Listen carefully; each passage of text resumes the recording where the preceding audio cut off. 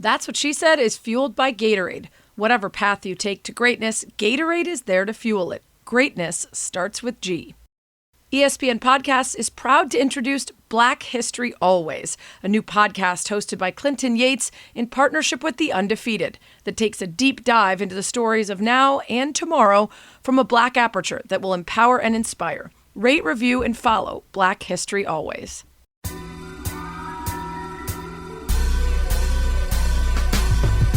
Welcome to That's What She Said with Sarah Spain, a podcast about, well, whatever the hell I want. Actors and musicians, athletes, comedians, neuroscientists, wine experts. If I find somebody interesting, I'm bringing them to you. We'll talk about how they became who they are, how they found success, battled failures, and how they ended up here, talking to me. Hi, my name's Tom Vanderbilt, and I have a dilemma, which is that I am not sleeping lately. I was awake at 4 a.m. this morning, and that's been about normal for the week. So that's my dilemma. And that's brutal. going to bed at like midnight. I'm not saying I go to bed at 9 and wake up at 4. Okay, well, we'll start with the obvious easy fixes. Do you have any lights in your bedroom that could be covered or turned off? Are you looking at screens, TV, phone, whatever, right before bed? Are you having caffeine too close to bedtime? Are you eating foods that maybe mess with your digestion? Start by getting rid of those potential distractions or issues. And then you may have already attempted these sort of tried and true methods, but just in case, try meditating right before bed. Lots of times it's hard to fall asleep because we can't quiet the mind. We're planning for the next day or stressing about something. So quick 10-minute meditation, sort of clearing things out, can really help. I also like the occasional 5 milligrams of melatonin if I kind of feel too awake at bedtime and like it's going to take a while.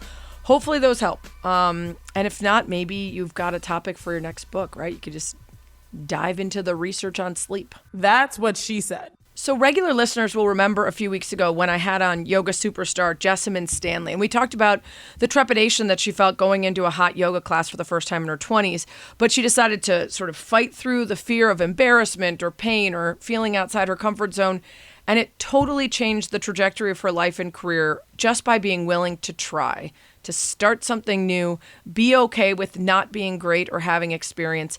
And it's something that so many of us stop doing as we get older. We're so used to being proficient that we lose our desire to experiment and learn and put ourselves out there. It's bad for us mentally and physically to be stuck in a rut and stop evolving and growing and learning new skill sets. And bad for us to not be okay with trying and failing after a certain point in our lives. And after that conversation, got a suggestion to talk to our next guest, and he knows about this better than most. He's an author who decided to dive into the world of new beginnings. Tom Vanderbilt, a best-selling author of a couple books, Traffic, you may also like, and he's written for some publications, including the New York Times Magazine, the Wall Street Journal Magazine, Popular Science, and others. He's a contributing editor of Wired UK, Outside, and Art Forum, and a winner of the Warhol Foundation Art Writers Grant, among other honors. And his latest book that he's here to talk about today is called Beginners, The Joy and Transformative Power of Lifelong Learning. So we talk about why he decided to write about trying new things and how learning stuff like singing, surfing, juggling, and other new hobbies and skills taught him the importance of actually being an old dog that learns new tricks. So hopefully listening to this will inspire us all to get out there and try new things, including me. Just today I was given the choice between kayaking or stand-up paddleboarding at a friend's upcoming wedding weekend festivities, and I decided to get out of my comfort zone. I'm going to try paddleboarding. I have no clue how I'll do, but that's the fun of trying something new, right? Hope you enjoy the interview. Hope it inspires you to get out there and try something new too. That's what she said. So I want to get into beginners and the reason actually why it was recommended that I speak to you because of a previous guest in our conversation about beginning new things when you're older and learning how to not need to be proficient at everything in order to try it. But I want to go back to the beginning of where did you grow up and was it always sort of was it a straight through line to becoming a writer? Yeah, I'm actually, I was born in Chicago, actually grew up on the south suburbs, let's say, back in the 1970s to date myself. So, just to put kind of a sports angle on it, I was a White Sox fan during some very dark years. In fact, I was a Chicago sports fan during a lot of dark years for pretty much every team. Yeah. Things got good when I moved away. Basically, suddenly the Bulls Thank were you doing then. well. Yes, Yes. it was you're doing. And yeah, I'm just, I do think there is. It doesn't always have to be this way, but for me, there was a pretty much straight line from being obsessed with going to the library, begging my parents to take me to the library, checking out the maximum number of books, then writing things in school, then writing at the college newspaper, which was up in Madison at the University of Wisconsin. That was almost like an apprenticeship program for me in the old school. And then I, started writing the minute I got to New York, which is where I moved because that's where writers have to go. That was in my brain at the time. So yeah, there's kind of a pretty straight line. So you moved to New York, and what was the idea then? Was it I want to write books? Was it I want to write for magazines, newspapers? Was it fiction, nonfiction? What did you want to cover? Yeah, I mean, pretty much all of the above. But I think a lot of people, move to a place like New York and think, oh, I'm going to write for the New Yorker magazine or the New York Times. And number one, there are very few jobs at those places. Number two, they're never advertised. You don't open the want ads back in the day and see, staff writer wanted, New Yorker magazine, must like to write long pieces and interview fascinating people. Those jobs just don't exist. Instead, you would open the Sunday newspaper and see jobs like traditionally there were a lot of financial newspapers that were hiring. And I indeed did work at a financial newspaper for a little while called The Bond Buyer, which studies the world of municipal finance. It sounds like my worst nightmare. It's not my jam. It's important stuff, but you found yourself, talking about things like, let's say, sewer financing. And there were literally phrases like the solid waste community, because there is a community of people dealing with the problem of solid waste. So it was very dry, very boring. The other job you used to see advertised a lot always had the tagline, must be comfortable with adult material.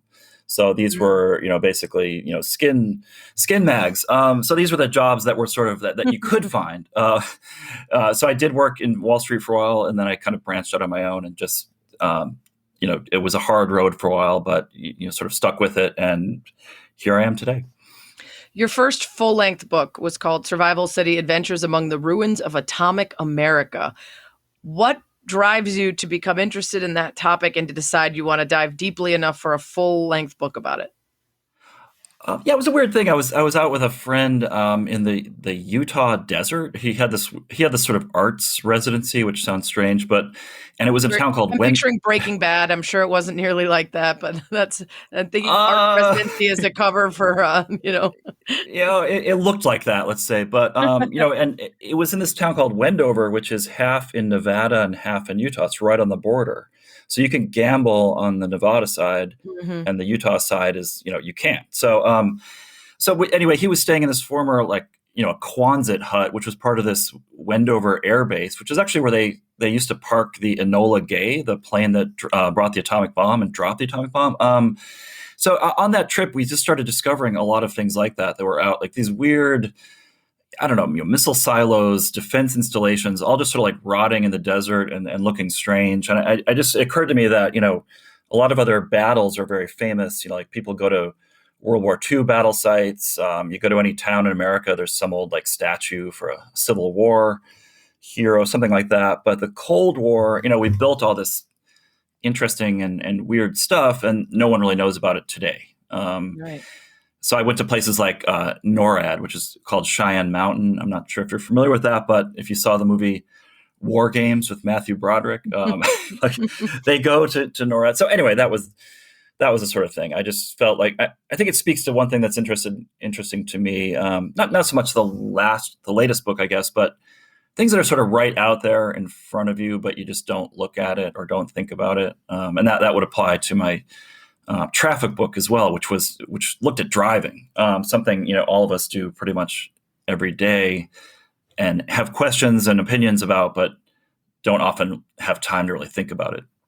Well, and in talking about that book, you said that you found there was tons of research about driving and traffic and the etiquette of sharing the road, but there weren't any serious books about it, and you decided that you should be the one to write that. Yeah, I mean, when I first brought the idea up, the response I got was, I can't believe no one's done that already, which is, sort of the magic Right. phrase for a writer. Of course, then I wanted to rush and get it done before someone actually did do it before me. But and yeah, I mean, this is the kind of thing where I had some events that happened on the road, tried to find answers to it, and I thought, well, maybe someone's looked into it a little bit, and I would find these 90-page papers on like turn behavior at a four-way signalized intersection, which makes for some heavy reading, but also kind of fascinating reading because you put people in behind the wheel of a car and put them in a large group, and they can't really interact the way they normally interact with eye contact and talking. Strange things happen. So I found it to be that even though it was very nerdy, that stuff is very interesting, and that's kind of one of these jobs that every town has a traffic engineer, but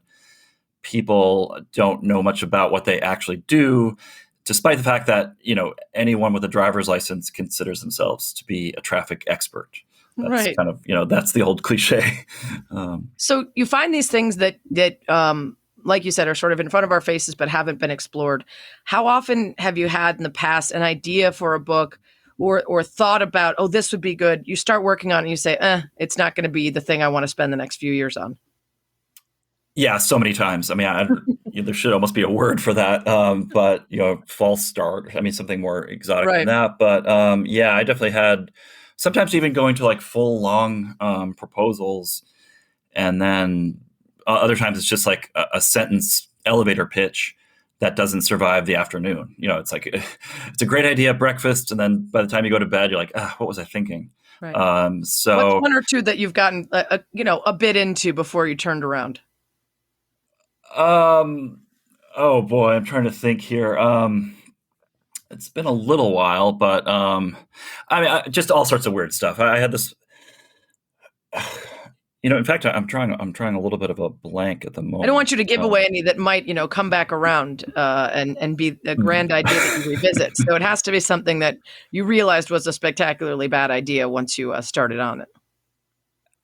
I mean, there's things I like. I'll see a random advertisement in some weird magazine that I read about, like, oh, hey, I live in rural Scotland and I'm selling this bookstore I've had for 30 years. And I think, like, wouldn't it be cool to like go buy that bookstore? Yes. Move to Scotland. Yes. Run that bookstore, and then write about it. Yeah. And then I start to think, well, like, my daughter's in school. Like, is she going to go to Scotland? Do I want to work at a bookstore? Like, do I like people that much? That so these ideas. That's kind a good fall point. apart, but that is where it would fall apart for me too. People. Yeah.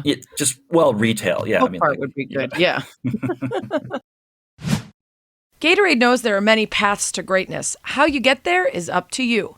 Sometimes you got to grind it out to get up early and put in the work, even when you're not feeling 100. Sometimes it takes staying focused on a goal, knowing where you want to be, and that you'll have to pour everything in to get there. Other times you just need to dig deep and show some guts, to be brave and never let anything stand in the way of what you accomplish. Then there are the days you just have to get in the gym and see some gains, to put in all the reps and get stronger each day. But whatever path you take to greatness, Gatorade is there to help fuel that journey, because greatness starts with G. Today, many small business owners are busier than ever. Time spent searching for and interviewing the wrong candidates for a job opening could be time better spent growing a business. That's why LinkedIn Jobs has made it easier to get to the candidates worth interviewing faster. And it's free. Create a free job post in minutes on LinkedIn Jobs to reach your network and beyond, to the world's largest professional network of over 750 million people. Focus on candidates with the skills and experience you need. Use screening questions to get your role in front of only the most qualified people. Then use the simple tools on LinkedIn Jobs to quickly filter and prioritize who you'd like to interview and hire. LinkedIn Jobs helps you find the candidates worth interviewing faster. Did you know every week nearly 40 million job seekers visit LinkedIn? Post your job for free at linkedin.com/Sarah. That's linkedin.com/Sarah to post your job for free. SARAH. Terms and conditions apply. So you mentioned your daughter, and she was the impetus, I think, for this latest book, Beginners, so I had this yogi on who is sort of a mogul now in the yoga world, Jessamine Stanley. And She's known in part for kind of breaking down the barriers of expectation for what you look like if you are someone who teaches and does yoga. She's a heavyset Black woman. I should say fat, because that's the word she uses for herself. She's a fat, queer Black woman who found herself surprised to learn that other people were surprised that she did yoga. She thought this is a thing that everybody should do, but she started it in grad school. And in the podcast, she talked to me about the idea that she needed to, in the moment of taking this hot yoga class and walking in there, decide, did I just pay $30 to talk shit to myself for an hour about how much I suck? Or am I just going to let myself try? And if I let myself try and I suck and I fail, what's the worst that can happen? And how we don't do that later in life. And she and I got to talking about how we're all so comfortable being proficient that failure no longer feels like an option. And then we just stop trying new things. And that's when somebody from my Twitter suggested your book, and then your rep reached out. So perhaps they have a Google alert on the name of the book. Very good on them.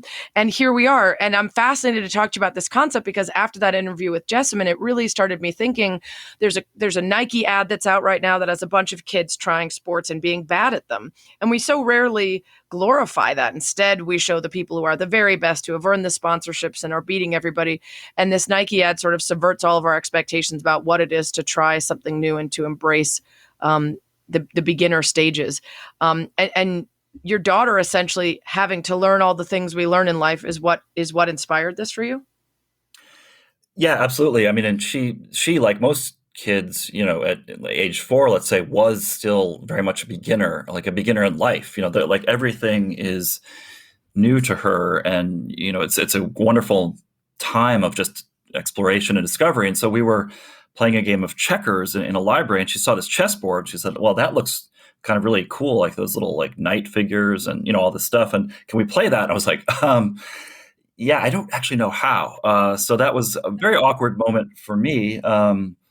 Wondered like, what, why did I never learn this game? And I mean, it's actually a little bit of an intimidating game. The rules are not that hard, but they are a little bit, to remember. And then it just has this thing attached to it, chess, which kind of came out in the wonderful, Queen's Gambit, Yeah. Of just being like sheer intellectual firepower. And so why, the idea of trying to jump into something like chess, as particularly at my age, would be kind of intimidating. But for her, I was like, oh yeah, more power to you. Let's do this.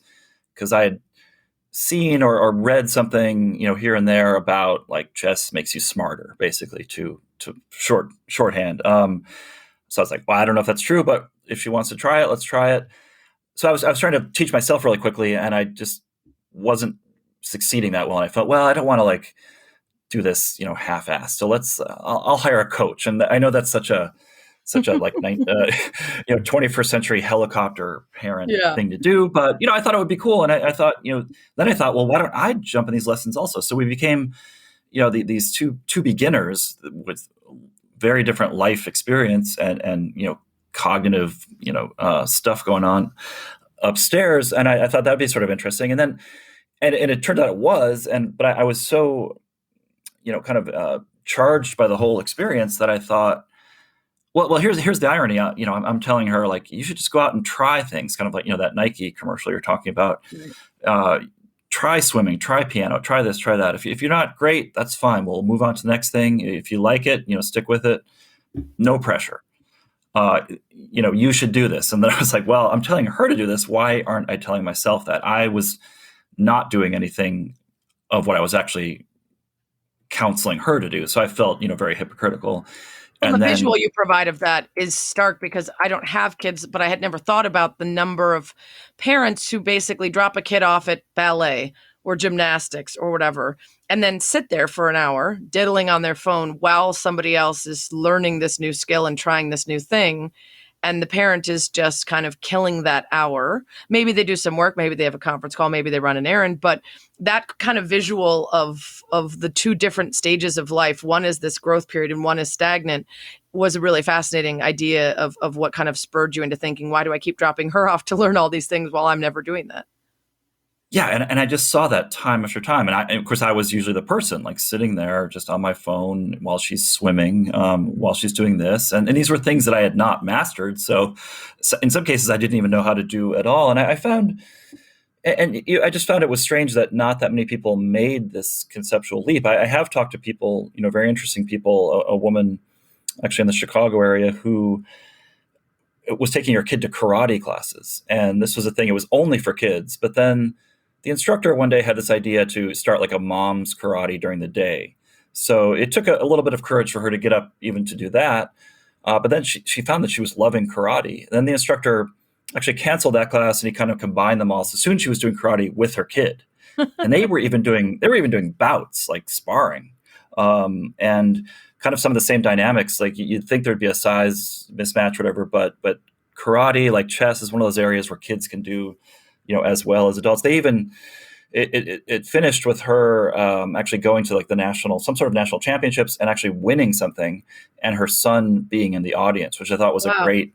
Yeah. Great reversal of the usual thing, which is, parents taking their kids all over. And not that there's anything wrong with obviously taking your kids to soccer and watching them win, but why does it have to be so one-sided? Why do we just give ourselves that permission to essentially give up? I mean, you can be a productive parent, still take care of your kid, and have time for this stuff on the side for your own. But I would think that, like the yogi you were talking about, a lot of people never get to that stage because they have these sort of interior fears, interior voices telling them that they're not going to be good enough, that it's too late, they're not the right sort of person that does that, they're not talented. And those are the sorts of things I was trying to overturn. Yeah. In the book. So you in the chess example, if we can revisit that, you're taking lessons alongside your daughter, who, how old was she at this point? She was 4, and okay, so quite young, and you were kind of trying to pay attention to how her brain was receiving the information from the coach and then turning that into chess skill versus yours. And that's one of the focuses of the book, is this idea of a lack of fluidity or agility in the adult brain, because we overthink everything, because we've seen everything, and we try to apply all the other things we've seen and learned in life, whereas there is a sort of youthful not knowing that allows someone to look at the board and see it quite differently. Did you notice that with your daughter in the way that you both approached that learning? Absolutely. I mean, throughout chess and other experiences, number one, she would just plunge in. She didn't, have any sort of, fear. I was nervous on day one with the instructor, like, after, because I had learned a little bit to play, and then he said, let's play a game. And I was sort of terrified. There's no reason I knew he was going to destroy me, but because he was so experienced, but I still just felt this fear. And, he described it that, kids are sort of treating chess like the way they do language. They're not really worried about grammatical rules so much. They just learn and play by imitation and by trying things and by experimenting.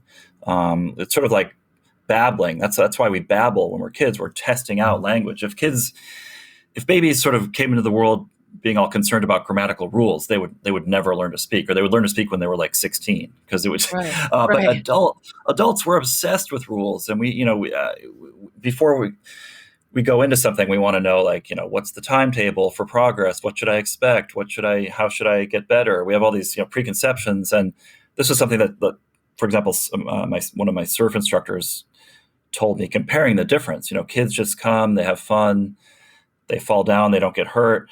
Adults, they especially men.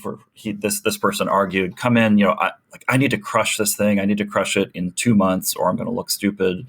That's a very counterproductive way to try to learn something. You're putting all this pressure on yourself, and it's one reason I think kids just learn so well and so fluidly is for the large part, you don't have that sort of pressure. They may sometimes feel pressure from their parents, which is not a great thing. But right. Well, and also there's a self-protection that comes with aging that is both useful in the sense that when you're a kid, you don't often get hurt, but you're also like not nearly as waylaid by a broken hand or arm as when you're adult and you're aware of just what a bitch it is when you have a broken arm for however long, right? Like you have a lot of life that you need to take care of. It's really annoying if you've gotten injured and you can't do those things. Whereas a kid, it's sort of like, this is the price you pay for playing on the monkey bars or doing whatever it is you do. But also, in speaking to this Yale professor I had on, Lori Santos, she talks about the heuristics that we we learn over and over, and we convince ourselves of things. And very often, because of evolution, we actually expect the very worst out of situations and are protective against that. And so often we're wrong. We guess very wrong at what the outcome of things will be. And so as kids, you haven't yet learned to presume I'm going to try surfing, but I could drown or break my arm or get bit by a shark or whatever, or look embarrassed, or my bathing suit could fall off in the middle. You just go and try it, right? And so in some ways we protect ourselves with the things we learn over life, but they can also be really daunting, and they can halt our ability to try things. Did you find that depending on the kind of skill you were learning, it was more severe and more difficult to not have that agility and fluidity and to have those guesses at what could go wrong, and then other things it got in the way less? Yeah, it's a great question. I mean, I guess some things were a bit more physically oriented. So there were larger concerns about my health, and in fact, I did have some pretty nasty surfing incidents, which landed me in the doctor's office. But in some ways, what was even worse was a skill like singing, which, like surfing didn't feel that connected to my actual self or let's say my inner being. That like, okay, if I'm not a great surfer, so what? I'm older, maybe I'm not that coordinated, but singing, I felt like, you have to, it was this kind of opening yourself emotionally and vocally and physically and all these things to a stranger, my instructor.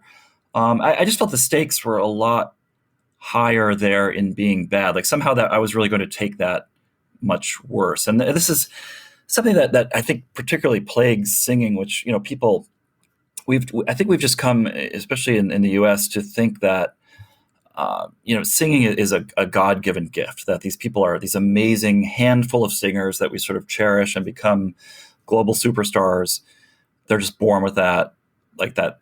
That's it, full stop. But it's sort of like we don't tend to say that about a lot of other things. Like sports, for example, that so and so was just born to shoot free throws. Like I don't know, like this 3-year-old out there shooting free throws. No, like that person had to spend a lot of time, many thousands of hours, like doing this practice to get where they are. And singing is really not anything different. It's a motor skill that you have to practice and develop, and you can develop and actually get better at.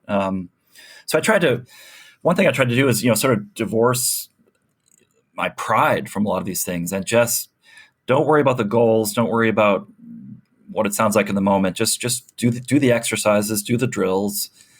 If progress comes, that's great. Try to learn what you can along the way. And I think we often get in the way of our own progress because what happens is you start to focus on the mistakes you're making, and then you try to come up with a way to correct those mistakes.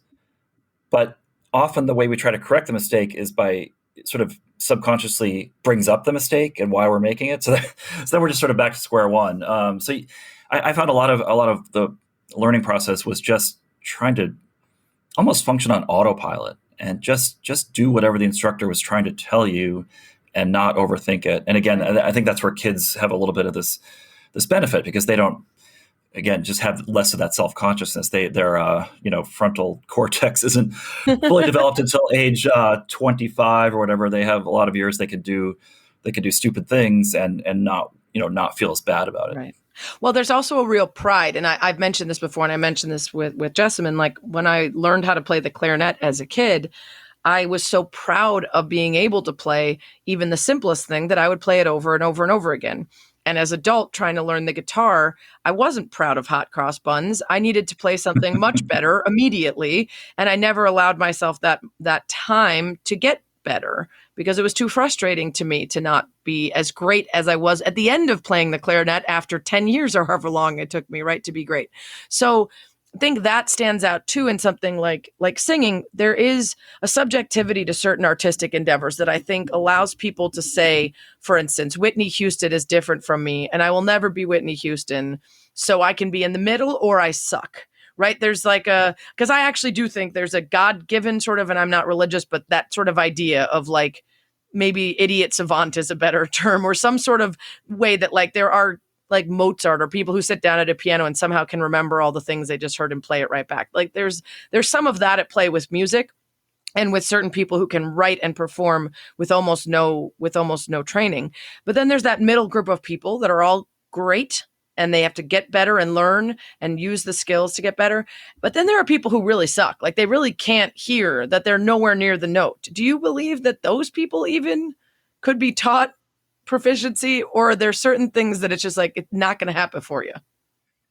Yeah, I mean, this is a very real concern, because I hear it a lot when I ask people like if they'd be interested in singing, and they say, no, I'm tone deaf. And there's been research on this, and they've actually looked into the number of people that are technically tone deaf, like as a medical condition, and it's actually really Right. small. I mean, it's maybe something like 1 out of 100 people or 2 out of 100 people, but based on what people tell you, it sounds like 50 out of 100 people are tone deaf. And as I mentioned in the book, it doesn't help, by the way, that some of the songs we actually do sometimes sing in public, like Happy Birthday or maybe the Star Spangled Banner, are incredibly difficult songs to sing. I mean, so you have this condition where we barely sing. Then every time we do it, everyone does it badly because we're doing this challenging song that we haven't practiced, and it's a sort of a vicious cycle there. But yeah, and there are certainly but there are people. Yeah, some people have a leg up, and whether that's a better ear for music, which itself could be trained, however, but or maybe their voice is just distinctive. I mean, then you kind of get into like quality versus quantity. But I think I'm a firm believer that everyone can get better. Because I just quantitatively, I have on my iPhone an app called I think it's called Pitch Perfect, and it has you do scales, sing scales into the phone, and it gives you a numerical score of 0 to 100. And when I started that app, I was getting like 51 out of 100 on my scales. And through time and just repeating it, it's not like I, had some major, life change, whatever. It was just, again, that like doing tennis serves over and over again, I just sort of got better, and I began to hear myself more clearly, and It's interesting. Just work those muscles. And now I can get to like 100 or 99. And it's not that I've become some amazing singer, but and this is what I would like to get us back to, though, in this country and elsewhere, is just kind of singing as less this rarefied art form and more just like a social thing that we do together because it's fun, and it really has a ton of benefits. I mean, you got a lot out of the choir that you joined. Like that was a huge part of it. Wasn't just that you enjoyed the act of singing, but what it meant in terms of changing your schedule and the way you spent your time.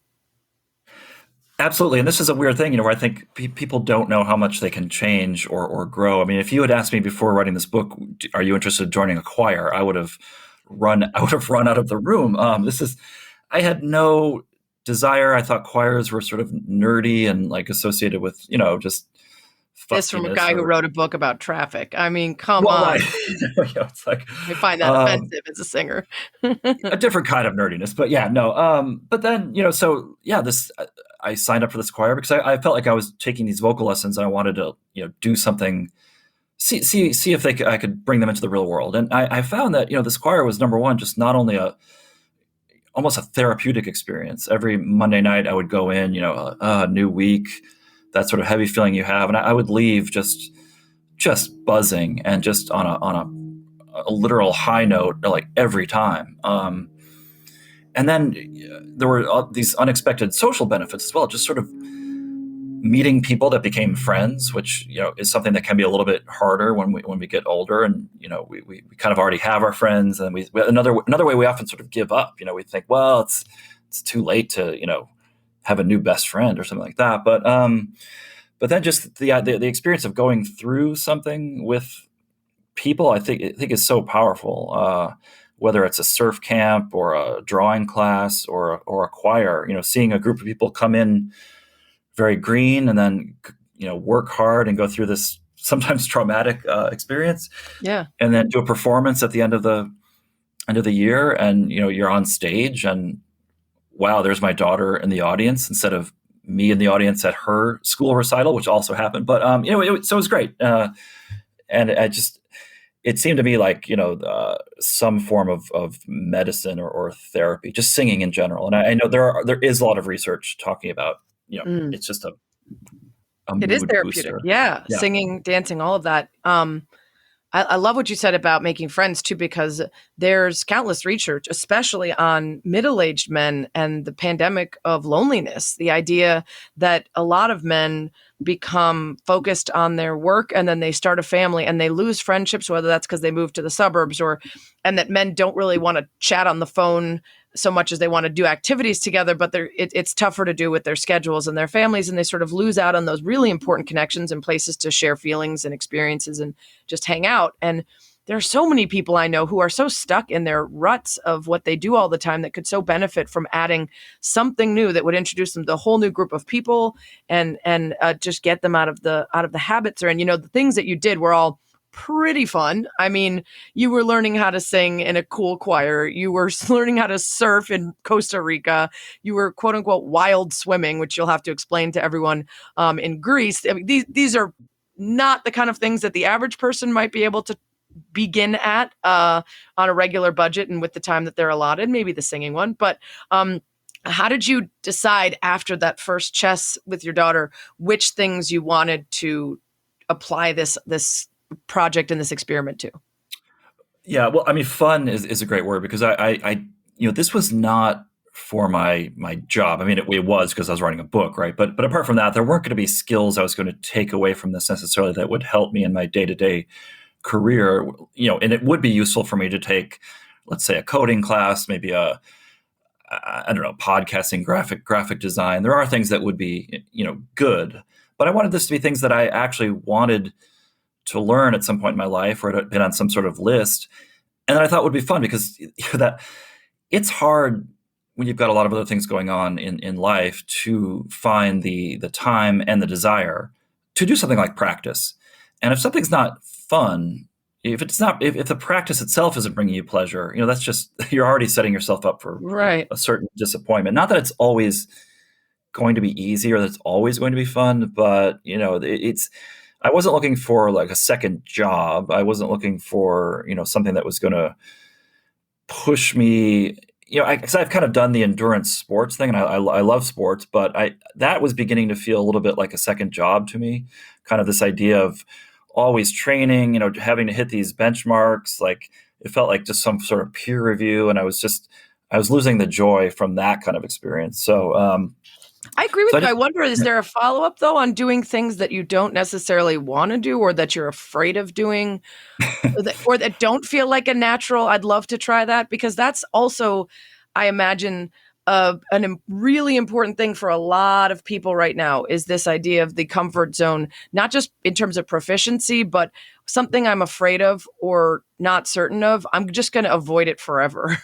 I have to admit that I'm very biased in this, because those people annoy the hell out of me, because I'm one of those people that like refuses to be gotten by something. Like, even if I'm afraid, I'm like, no, I'm going to do that so that it doesn't scare me anymore. And when people aren't like that, they're like, oh, I just never would need, I'm good. I'm like, but then you just never get to do this thing that everyone says, like snorkeling. Snorkeling's great. Scuba diving's awesome. Just try it and see. And they're like, oh, I don't need to try it. That bothers me. Yeah, no, it's a great point. I mean, well, although some of these, singing is fun, but I will say it is terrifying. I mean, I could. Okay, so you were scared of that one. Okay, that's. Yeah, I mean, I didn't want it to be all things that you were like, that would just be fun.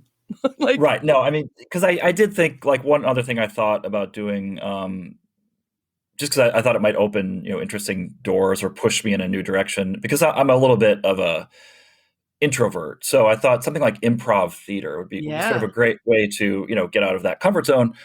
But, singing, in a way sort of is a form of improv theater. It's certainly a performative aspect. So, being up on a stage in front of people, even though I'm with a choir, but it was still not easy for me. But singing just felt a little more authentic to me, versus improv theater. It would be interesting, but it wasn't this lifelong dream I'd had.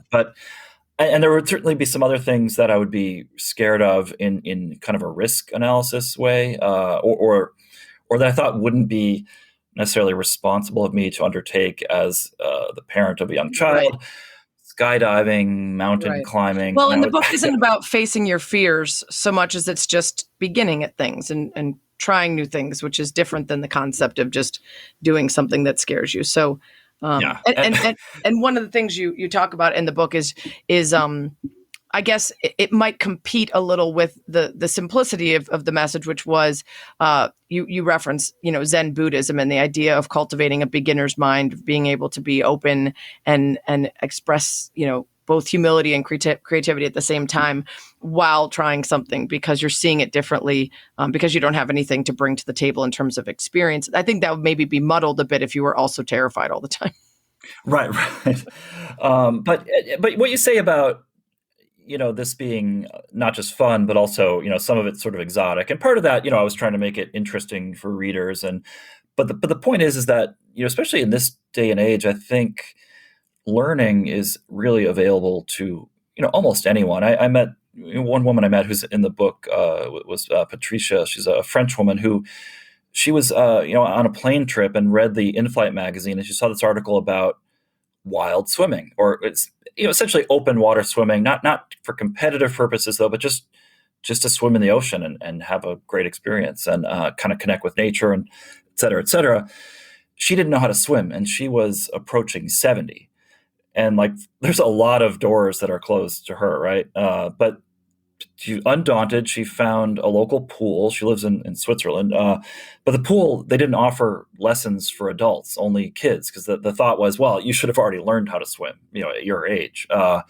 Then she went online to YouTube, where there's a lot of actually really good swimming instruction videos from various people, and so she sort of and then she had her sister filming her, so she kind of hired her own coach, or and she just made it happen, even though there would be many reasons for her to say no. And then a year later, she's on this wild swimming trip in the Bahamas, a week long. She was actually there for 2 weeks. Awesome. I was only there a week. She was staying a second week, and cut to me sort of sitting in the boat, almost ready to throw up because I was basically dehydrated.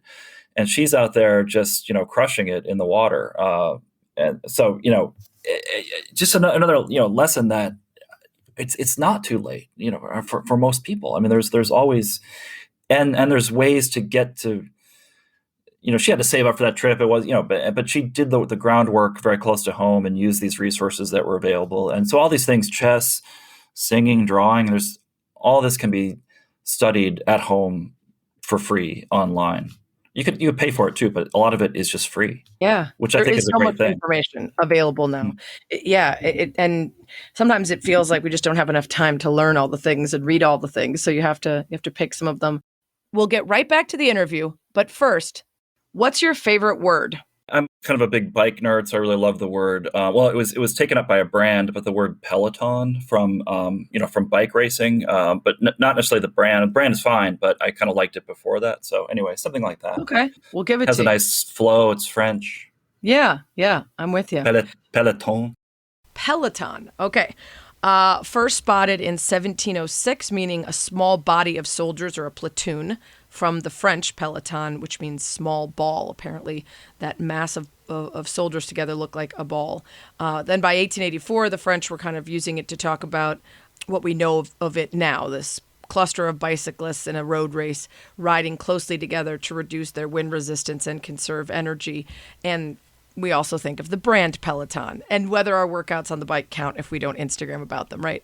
Speaking of great words, you're going to learn today. In keeping with the theme of the day, the word of the week is greenhorn.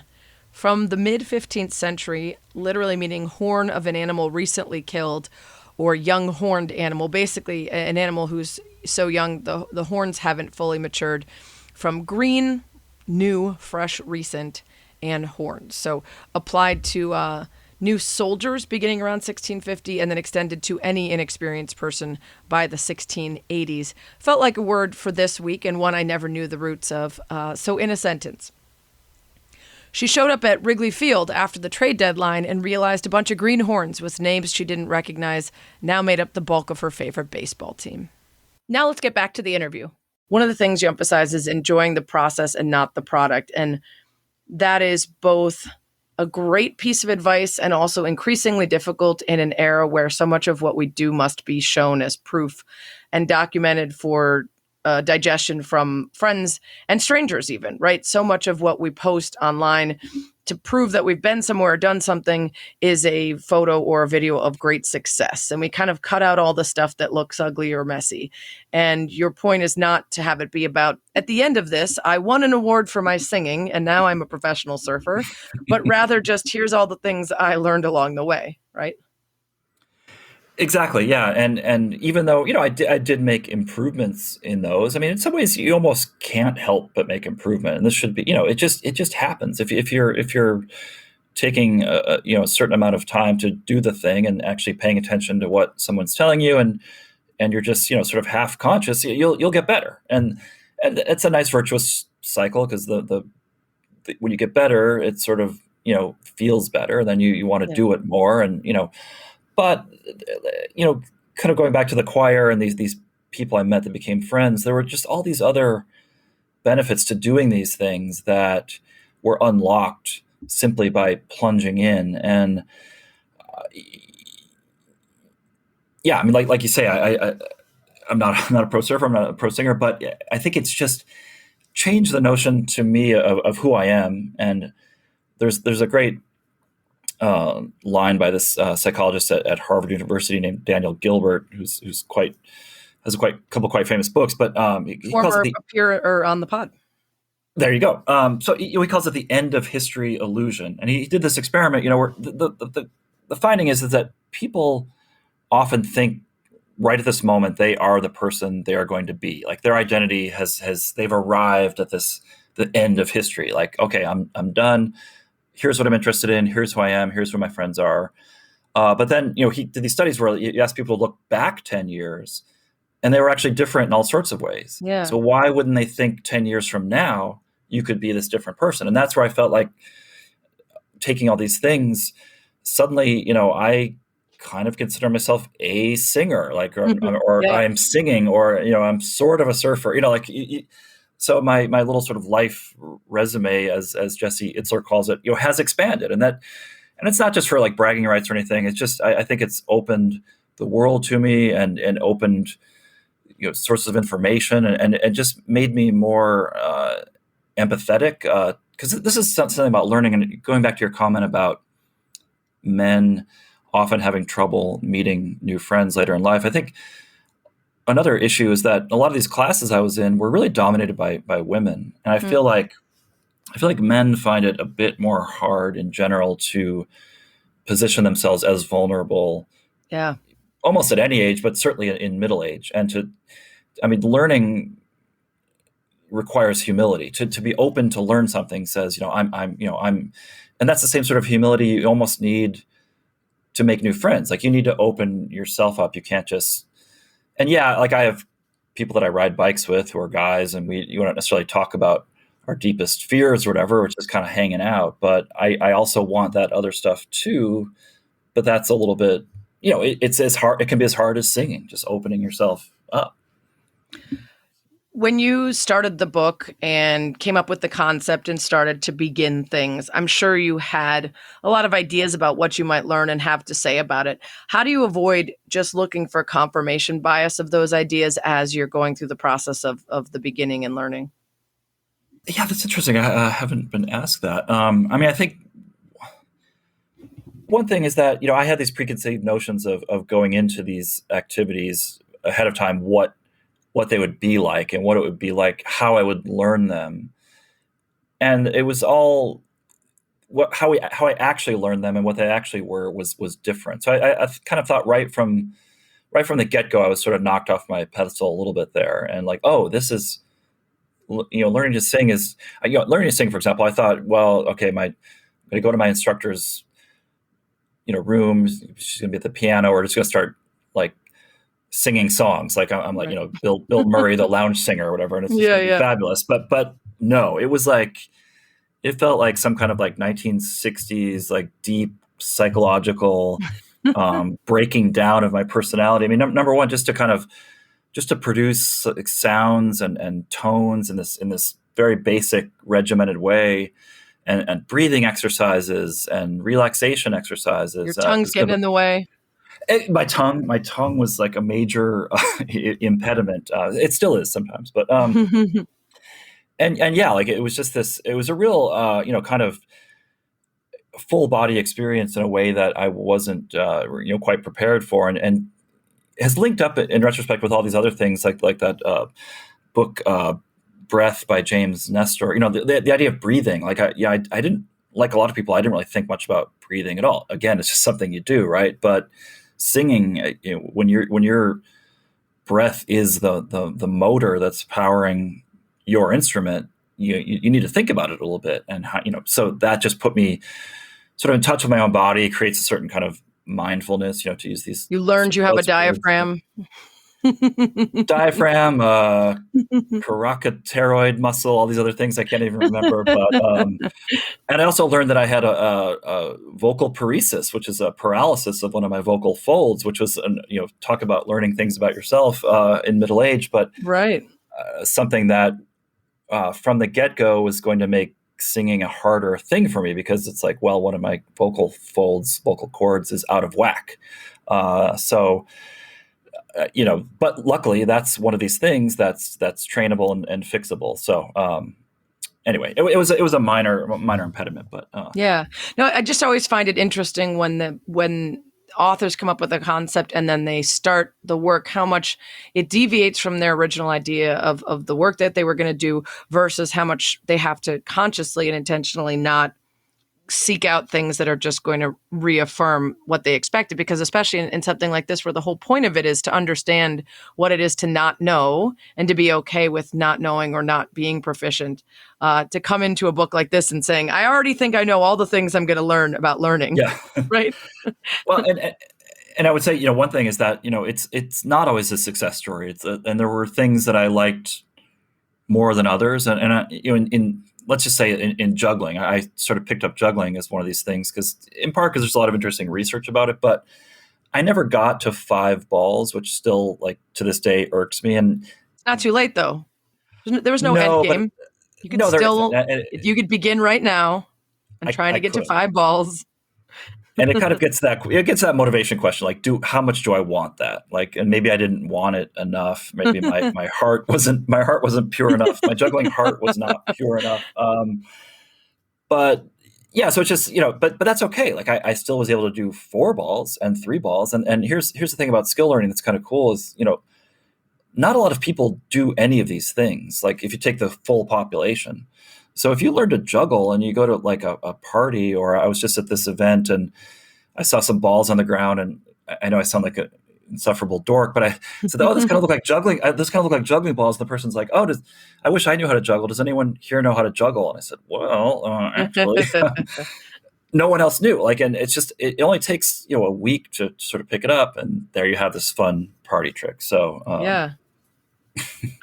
It's funny. You just actually reminded me, and this is making me feel terrible, that last year on my birthday, it was August, so mid-pandemic, and we were so limited in the things that we could do that I decided, partly because I saw many of the people in the world around me learning new things as a result of having tons of free time that they hadn't anticipated, right? Learning how to make sourdough, or learning a language online or something. And I never got a break. That's not a complaint. I'm very glad to be employed, but I never had the free time everybody else found themselves with. I just worked more than usual, which is perhaps something I need to address. But I said to myself on that birthday, I said, okay, every month for the next year, I'm going to learn something new. And I only made it the first month. I tried to learn how to do the whistle with your hands under your tongue thing. Yeah. And I spent probably a grand total of 15 minutes across several days, and never, 5 minutes at a time, getting annoyed and then stopping. And then that was it. Because I learned how to saber a champagne bottle on my birthday. Wow. Okay. And it made me think I learned a new skill. Like if I'm ever at an event and there happens to be a proper sword, I can saber the champagne bottle and impress everyone. Now I want to keep learning cool skills. And I just never did it. I got caught up in all the other things in life. And you've just reminded me that juggling is another fun one, or if you could play the piano and you happen upon a room with one, how delightful it is when someone in your group can sit down and play the piano for everybody. Like those are, enviable skills. And it's another reason why the goal and the kind of message of this book is not just the experience, but it can be the result. It can be that then you have this thing to offer and add that you hadn't had in your life resume before, which is also really a cool thing. Even if you're not the best at it, even if you're just okay. Yeah, exactly. I mean, you went from a non-champagne saberer to a champagne saberer. How did the whistling didn't happen though? I'm curious. It didn't, and I didn't give it enough time. And I didn't hire a coach or really employ any reasonable experts. I just went online, and they made it look so easy, and that was also the problem. They were like, just do this, and here you go. And I was like, I'm doing that. It's not working. And then I got annoyed. Because I'm a good candidate for people who expect to be great at things as soon as they try them. It's a problem. And now I have to ask, are there whistling coaches? I bet there are. There's got to be. Okay. There's coaches for everything. We're closing up here, but I wanted to ask, and specifically, I just referenced that because I love words on this podcast. You said you set out to be a dilettante, which we always think of as sort of an insult because we expect the goal to be greatness, but it actually comes from the Italian word to delight, which means that it's something that we are okay just delighting in doing instead of having to master, which blew my mind. I've never even thought about that before. So is the end message to people more about the process of saying that we're willing to be humble and vulnerable enough to learn, or more about the idea of not always making everything about ambition and mastery?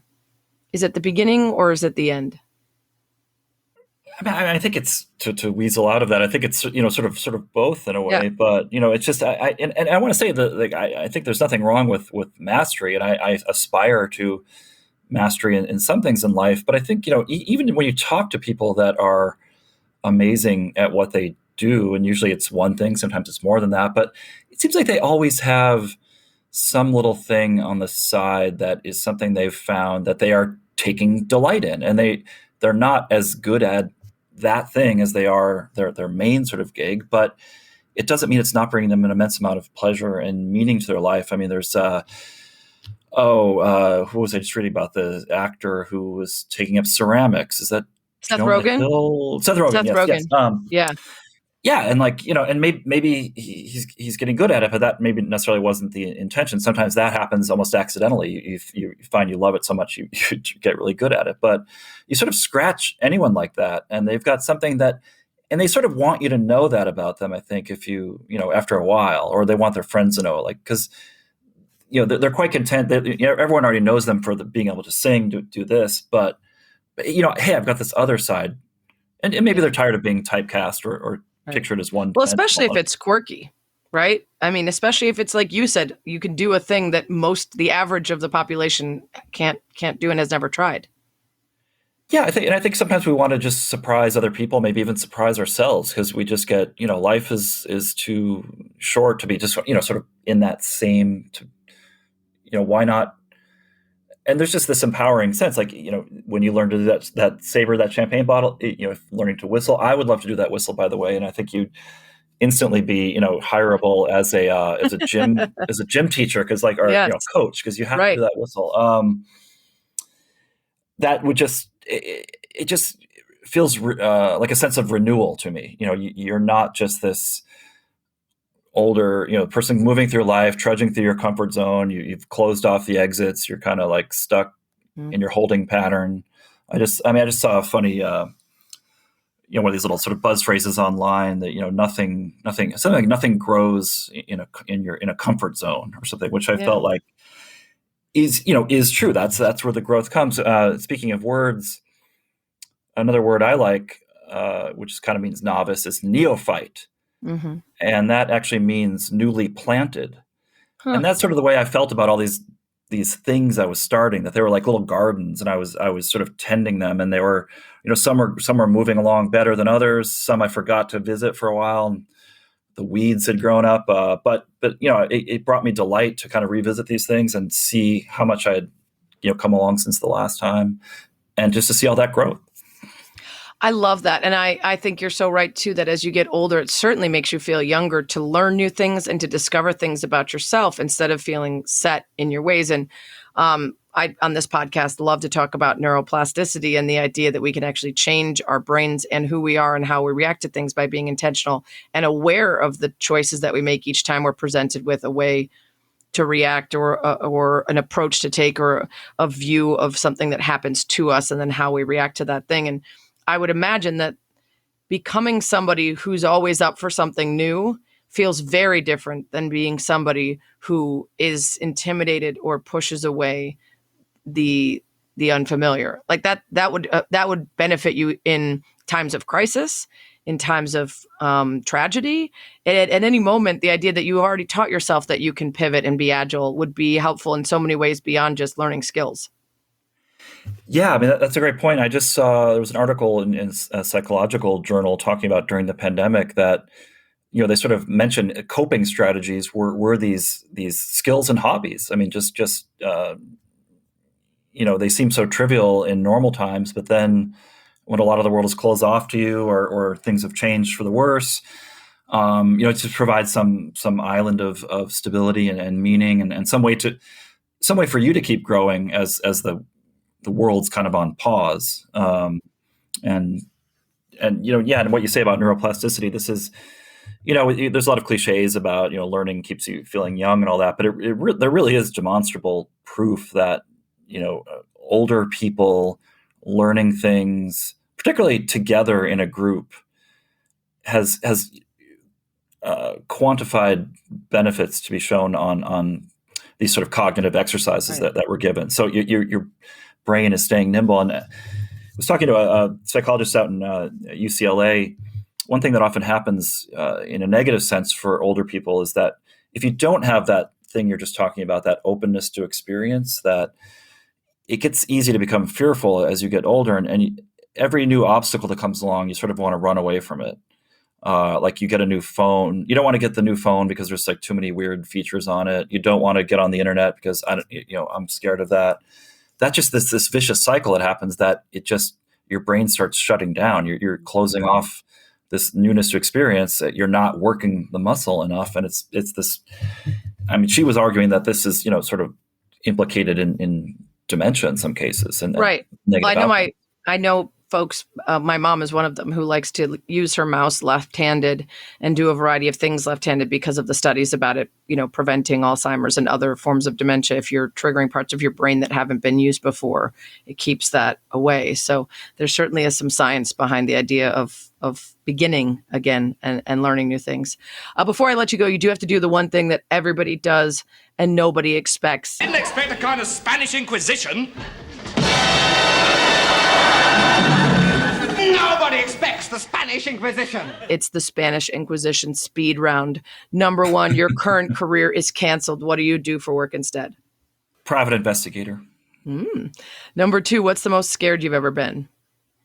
Maybe singing in public. Number three, you could be the best in the world at one thing for one day. What is it? Playing on a World Cup team as a striker and scoring a goal. Oh, nice. Number four, what current celebrity from music, politics, TV, or sports would you most like to be your best friend? Oh, darn. Geez. This is Spanish Inquisition. Who was I thinking about recently? Oh, God. I'm totally drawing a blank here. Can I pass on one? I'll give you a pass. We might come back around. Number five, what's your most meaningless pet peeve? Well, I have a lot of sound hangups, like this sounds that other people find pleasing, like this whole ASMR thing, like the sound of people whispering or the sound of keyboards clacking. Those drive me up the wall. So I have so many nice vocal pet peeves. Yeah. Number six, what's the most embarrassed you've ever been? Can we go back to singing again? I like it. I like that it was that traumatic for you. Number seven, what's the thing about yourself you'd most like to improve? maybe to be, I talked about empathy and before, but to be more empathic, more of a sensitive sort of listener and understanding other people's motivations better and being less judgmental, let's say. That's kind of a long-winded Yeah, answer, that's a good one. Any musician or band, alive or dead, can play your next party. Who is it? Well, let's say Frank Sinatra. I mean, Okay. Old Blue Eyes. All right. Yeah. Number 9, what would you consider your biggest failure? Not becoming a professional singer. No, I'm not going to bring everything back to singing. Biggest failure. This quiz. Sorry. I really thought I was going to go to like graduate school and become an academic, and then I didn't get into the place I wanted to go. So I guess that's kind of like the biggest failure on paper, but it actually worked out really well. That's what pretty much everyone says. They don't consider anything failures because they would then have to retrace everything that happened as a result. But in the moment, it felt like a failure. So I'll allow it. That's a good one. Yeah. Number 10, what 3 individual words would you most hope that people would use to describe you? Kind, funny, and loyal. Those are good ones. We've got time. What current celebrity in music, TV, politics, or sports would you most like to be best friends with? Well, let's say who just popped into your head? Well, there was, and you're a 4-year-old. Stop overthinking it.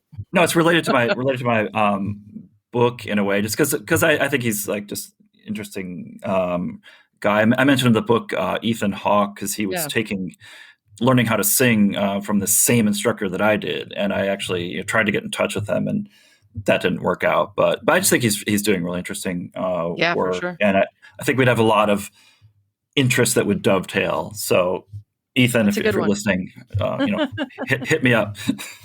And then final bonus question: who should I have on this podcast that I would find interesting? It could be anyone from any industry. Have you had David Epstein on your show? He wrote a book called Range. And a lot of people have recommended him.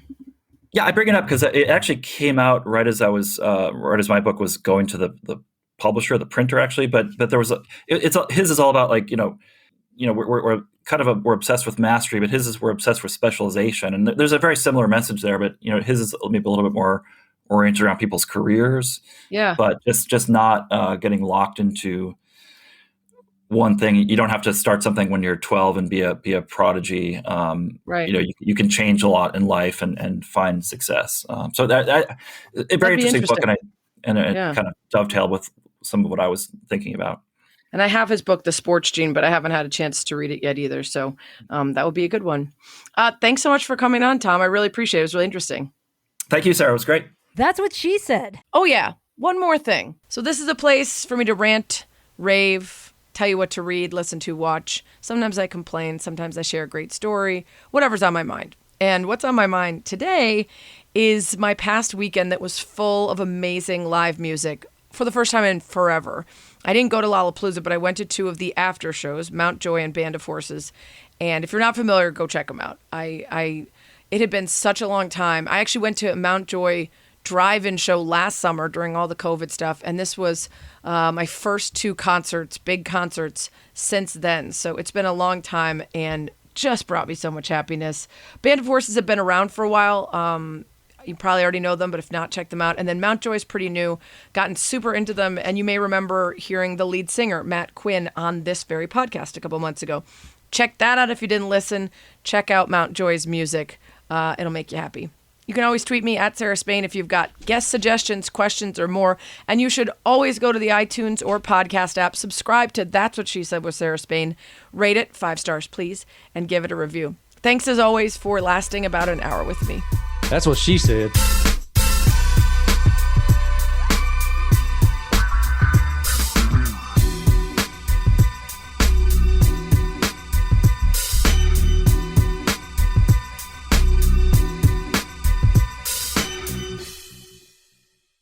Do you own or rent your home? Sure you do. Fortunately, Geico makes it easy to bundle your home and car insurance. It's a good thing, too, because having a home is hard work. Go to geico.com, get a quote, and see how much you could save. Geico.com. Easy.